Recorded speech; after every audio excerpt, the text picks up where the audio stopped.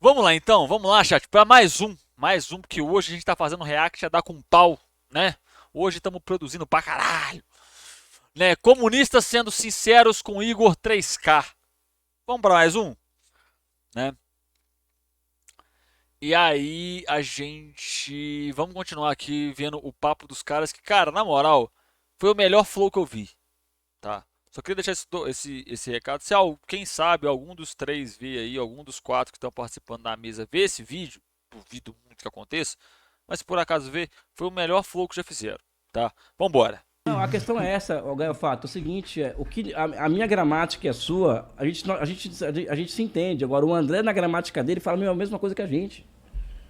Ou seja, isso que, isso que o André está colocando pra gente, qual que é a solução para isso?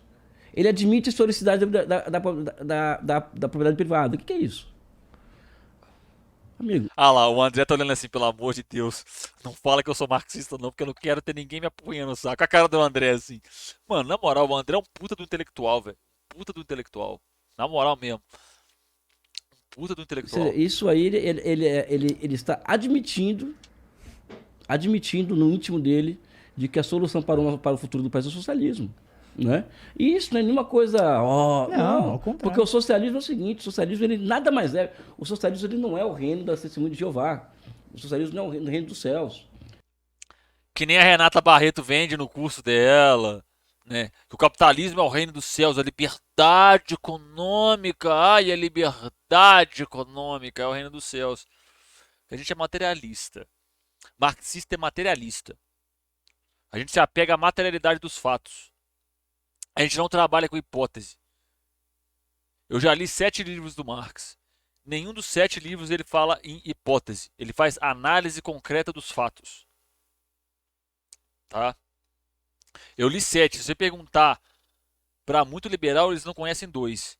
O que eles conhecem é o Capital, volume 1, que eles acham que é só um livro, são 3, né? E o Manifesto. Tá? É apenas um passo a mais na evolução da espécie humana, só isso. Eu acho que é Né? Pô, uma. isso é coisa pra caralho, Não, Elias. eu tenho a percepção que acho que vai por um outro caminho, que é pensar que essa construção é um direcionamento para um novo mundo com um processo de inversão de prioridades sobre o que é uma prioridade, sabe? Porque Bom, aí nesse sentido eu sou socialista também. Mas você. O que, camarada Igor? Camarada Igor?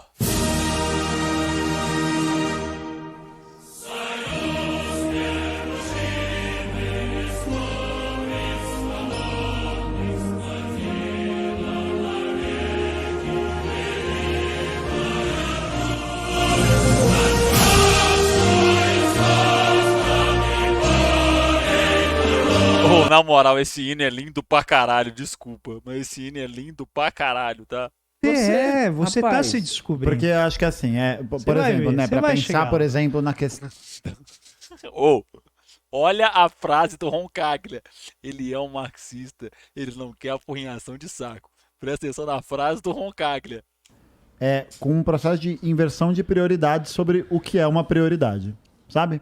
Porque Bom, aí nesse sentido eu sou socialista também. Mas você tá rapaz, se descobrindo. Porque eu acho que assim, por vai exemplo, ver, né, você para vai pensar, chegar por lá. exemplo, Você vai chegar. Mano, na moral, velho. O que eu gosto no Roncaglia é a sutileza e a leveza que ele trata assuntos complexos. Tá ligado? na questão, Humberto Matos, veja o que o nosso André falou aqui, viu? Antes de você twittar. Por Meu querido exemplo, amigo Humberto Matos. a gente Humberto, cara, na moral, minuto aqui, gente. O Humberto Matos me seguiu no Twitter. Na hora que eu vi a notificação, eu quase chorei. Na moral, eu quase chorei. Falei, não, não, não. Mano, eu fiquei atualizando a página, um tempo passa, o celular rolando pra baixo, atualizando, mano. Aí eu fui lá, vi. Falei, caralho, é real. Mano, eu quase chorei. Cara, o primeiro canal marxista que eu tive contato na vida foi o Humberto Matos. Porque, tipo assim, eu não sei por que caralhos. Eu trabalhava na Life. Cara, eu vou contar uma coisa pra vocês, na moral. Eu trabalhava numa empresa que chamava Life, era confecção de bolsas. Um belo dia, eu cheguei em casa e achei o canal do Humberto do Saia na Matrix. E comecei a ver, tá ligado? Eu sou grato a duas pessoas por terem me feito marxistas. Um é um amigo pessoal meu, que no Twitter é maldito fiapo de manga, ele chama Ivan, né? Foi o cara que pegou e me ajudou a direcionar o ódio, e o Humberto Matos. O Humberto Matos foi peça fundamental. O Humberto Matos que me levou a me interessar por política, a começar a ter uma visão mais crítica. E aí, e ver o Humberto Matos me seguindo no Twitter, tipo assim, mano, aquilo significou muito pra mim. Muito, vocês não têm noção, velho. Porque ele foi um dos caras que me fez dar um passo na direção da esquerda radical do marxismo, tá ligado? Ele foi o cara que me chamou a atenção para assuntos importantes que eu achava que era bobo, tá ligado? E foi numa época onde eu trabalhava numa empresa que eu trabalhava 10, 12 horas por dia. Eu pegava 6. Mais, tinha dia que eu pegava 6 da manhã e parava 10 da noite. Já teve dia de eu parar, de pegar 6 da manhã e parar meia-noite. Eu não tô brincando com isso. Foi nessa fase que eu trombei com o Humberto Matos na internet. E, mano, e aí, tipo assim, eu via um vídeo, via outro, volta e meia. Eu falava, vou ver aquele cara lá, eu acho ele interessante. Ia vendo os vídeos dele. E aí ele me levava a reflexões que eu nunca tinha pensado, a coisas que eu nunca tinha. A reflexões que eu nunca tinha visto. Enco Anak, muito obrigado pelo follow, camarada. Seja bem-vindo. A gente está produzindo conteúdo para os YouTubes. Eu virei comunista porque eu li um livro de sociologia do ensino médio. Li sobre a mais-valia. Caí no canal do João de Carvalho, grande João de Carvalho. Nossa, o João de Carvalho é um cara que sempre quando ele tá online, e eu tô fazendo alguma coisa aqui no PC, fazendo alguma coisa, tipo assim, subindo vídeo pro YouTube, alguma coisa, ele tá na Twitch, eu tô vendo o canal dele. O João de Carvalho é muito bom. Seja bem-vindo, camarada.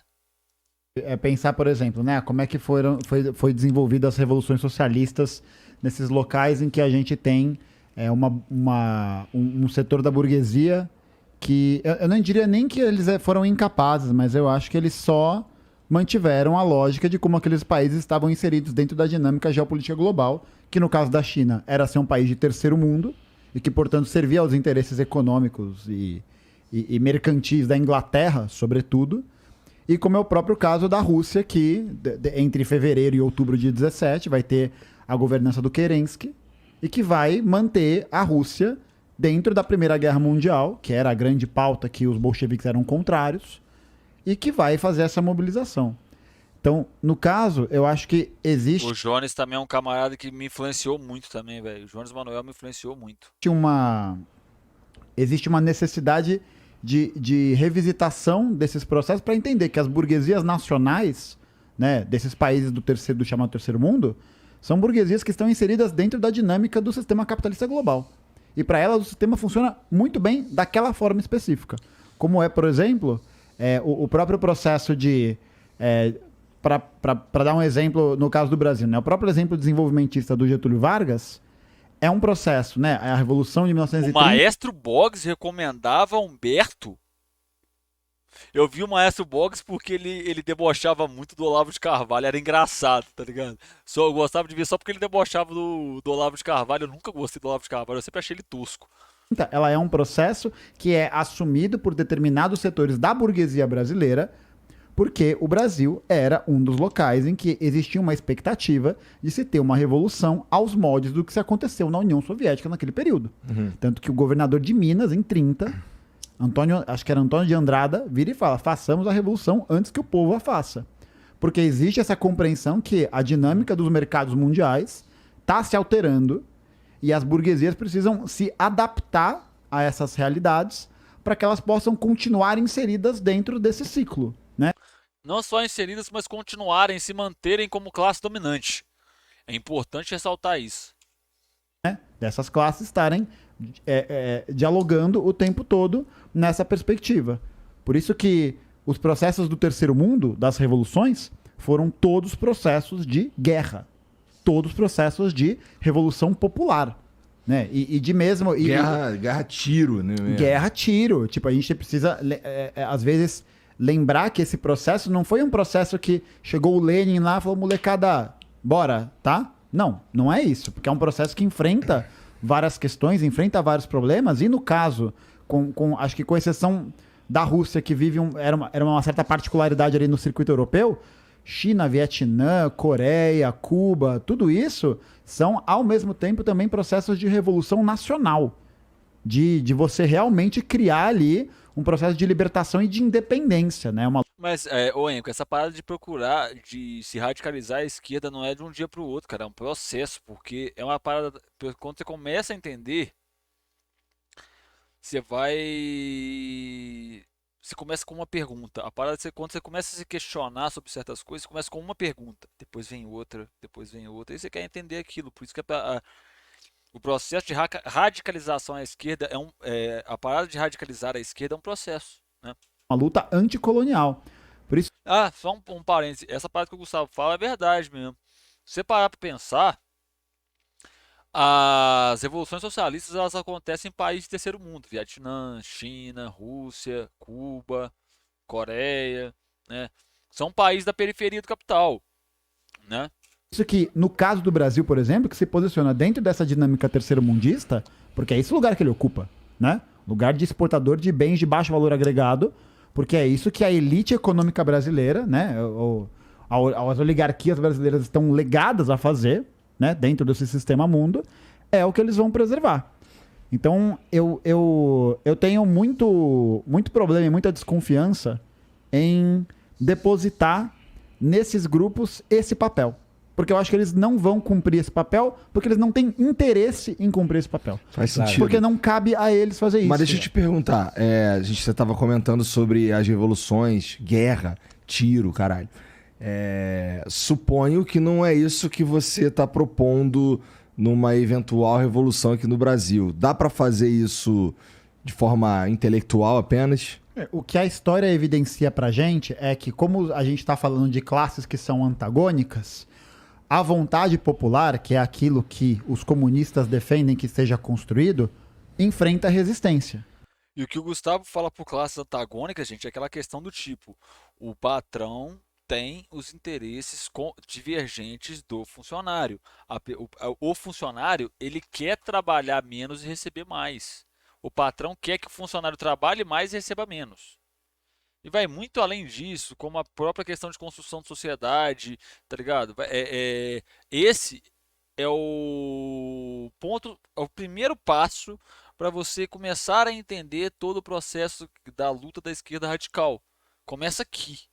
Os interesses aqui são antagônicos. E esses interesses antagônicos vão se desdobrar em de outros interesses que ainda são antagônicos. Não tem como conciliar. Não tem como conciliar. É impossível. Tá? E quando tentou os conciliar, resultou no fascismo. Vide Bolsonaro. Da mesma forma como enfrentou a resistência na Revolução Francesa. Da mesma forma como se enfrentou a Exatamente, a Revolução Francesa. Gente, a Revolução Francesa não foi um negócio bonito, não, tá? Para quem quiser entender, eu recomendo dois autores, tá? Um é o Marx, Guerra Civil na França, livro muito bom, eu já li, muito bom. E o Eric Hobsbawm no livro A Era das Revoluções, tá? Lá vai contar bem sobre o processo da Revolução Francesa. O A Era das Revoluções vai falar sobre a Revolução Industrial na Inglaterra e a Revolução Francesa. O Guerra Civil na França vai falar especificamente sobre a Revolução Francesa, tá? resistência no processo da Comuna de Paris. Como é que estamos em 2023? Então, mas ainda assim, esse processo de resistência, ele ainda existe. Veja, por exemplo, o que foi o caso da própria Bolívia. Vamos falar da Bolívia de 2019, que você tem a eleição do MAS, que era o partido ali do Evo Morales, de uma linha do progressismo, né, uma centro-esquerda, que não é uma proposta revolucionária, que não é uma proposta de ruptura com a ordem institucional. O Evo Morales toma um golpe de Estado patrocinado pelos Estados Unidos porque ele ia nacionalizar as minas de lítio. Porque ele ia colocar esse Estado participativo nessas negociações. E toma golpe de Estado. E aí, ó, uma imagem bem ilustrativa que eu tenho ela guardada aqui sempre nesses momentos. Tá aqui, ó. Vai abrir aqui os golpes de Estado que os Estados Unidos já patrocinou. Quer ver, ó? Isso aqui que os Estados Unidos faz, ó. Isso aqui que os Estados Unidos faz. Tá? Tá aqui o resultado. É isso que os Estados Unidos faz. Todas as vezes que o governo que tá lá não concorda com eles, é isso que eles fazem. Tá aqui, ó, Brasil 2016, tá? É isso que eles fazem. Veja o caso do Brasil, 2016. Pô, a Dilma nesse processo, ela não era, né, durante a governança dela, nenhuma comunista, nem nada disso. Nunca se propôs a isso. Toma golpe de Estado. Pensa num... Quando você fala 11 de, eu falo 11 de setembro, o que você lembra? 11 Eu lembro Salvador Allende. de setembro, Torres Gêmeas. Pois é. Em 1973, os Estados Unidos, junto com Pinochet, explodem o Congresso chileno para tirar o Allende de lá. E o Allende, que foi um cara que você falou, até é um gancho interessante, porque é o maior exemplo da tentativa de construção de socialismo pela via democrática. O Allende tinha o apoio do sindicato, dos trabalhadores, dos camponeses, de todo mundo. Só que aí você tem até um documentário muito bom sobre isso que chama Batalha do Chile. Tá no canal da Vou deixar esse documentário linkado aqui na descrição, tá? UJC, da União da Juventude Comunista, no YouTube. Só Se eu não deixar, me cobrem nos comentários, por favor. procurar lá, é dividido em 3 Porque sim, eu leio eu leio os comentários sim, tá? partes. E é um documentário fantástico, assim, porque ele fala de todo esse processo acompanhando o golpe. E aí, você tem um governo de caráter democrático popular, você tem falas do Allende defendendo abertamente o socialismo, você tem a participação de vários partidos nesse processo, e o Pinochet, com auxílio da maior máquina de terrorismo que existe, que é o governo dos Estados Unidos, vai lá, aplica um golpe de Estado, e é inclusive o laboratório neoliberal que transformou o Chile no que ele é hoje, que é um país que não existe previdência pública, que não existe saúde pública e que gerou, e aí de novo, Os maiores o índices acúmulo de pobreza na terceira idade. de ter casos de idosos que se suicidam porque não tem como pagar. Gente, tem gente no Chile idoso no Chile que comete crime pra ir preso pra ter acesso à saúde, pra ter acesso à comida. Porque a aposentadoria deles chega a 40% do salário mínimo. Para poder viver, porque a previdência não consegue cobrir. O laboratório neoliberal de Chicago Boys, que inclusive Paulo Guedes vai trabalhar lá. Eu vou só fazer um parênteses, porque eu não deveria estar rindo, é que a ironia histórica é muito forte. Eles têm um Banco Central independente, né? E o Banco Central conseguiu manter a taxa de juros muito baixa, controlar a inflação, e essa taxa de juros que remunera a previdência privada. Então hoje os caras são pobres, porque o Banco Central foi excelente em controlar a inflação e manter a meta bem baixinha. E é isso que a gente quer copiar. Entendeu? Interessante. Então todas essas Por perspectivas... sorte a gente tem previdência pública, mas Por enquanto, né? Que querem destruir a previdência pública aí, ó. tem essas limitações. E a gente compreende isso, que a gente luta pelo cumprimento da vontade popular. Claro. E é isso, né? É isso. Acho que o bom de reagir a camaradas é que você tem que acrescentar pouca coisa, né? Pra você que tá vendo isso no YouTube, aqui ó, tem a bolinha e tem o outro videozinho pra você, tá bom? Gostou? Deixa o seu like. Aqui embaixo na descrição do vídeo tem minhas redes sociais. Prometo que eu vou lembrar de colocar o documentário aqui nos comentários da descrição do vídeo. Se eu não lembrar, me cobra nos comentários, por favor, tá bom? Um beijo enorme no coração de todos. Eu vou ficando por aqui. Até a próxima e falou!